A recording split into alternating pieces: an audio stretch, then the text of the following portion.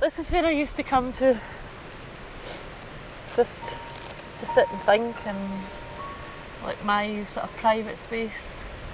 Looking for inspiration and strength all the time. Just I used to sit and think, if this was heaven, then this will do me. Just love this spot. This is a story of what happened to a marriage when a life-limiting illness came to stay. So I always look at the early days as being, and saying to people that we had a time that some couples never ever get. You know, a lot of precious time together. Diagnosed 12 years ago. Retired from work 11 years ago. Catherine and Andrew live in Alva, a small town that lies a few miles northeast of Stirling in Scotland. They are both nurses, or at least Andrew was a nurse until multiple sclerosis entered his life.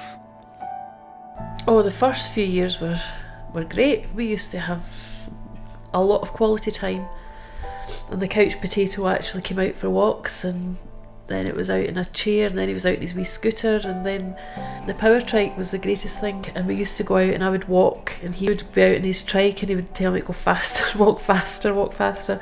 I actually didn't need much care to begin with. I was still walking, I was still driving.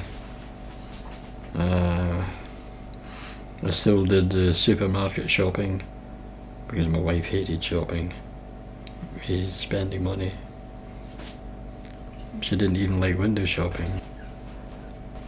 Hallelujah. But believe you me, she's making up for lost time now.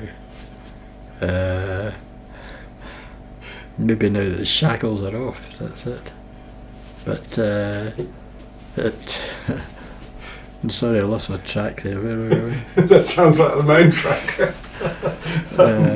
We were talking about, you know, the days of shock, how things change when you receive a diagnosis like that. Right, yes. So it all happened very gradually, so you accepted each stage. I don't think carers are any different from anybody else.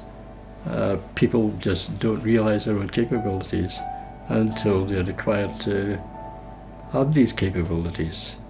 I think it's part of our being that we don't realise our full potential until we need to realise that full potential. You do things for someone because you love them.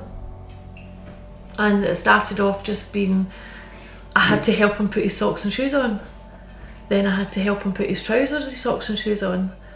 And I would maybe have to just wash his hair because he couldn't reach his arms up. And then I'd have to wash his back, and then I'd have to dry him. And things are so gradual that you're doing things and you're not actually thinking about what you're doing, you're just doing it for them.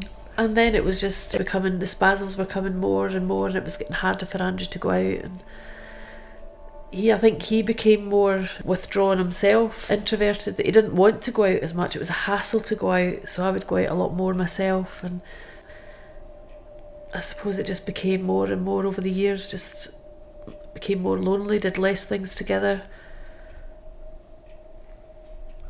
It did take a long time. But you fight with it for years, and then you get to the point where you think, I can't live with this.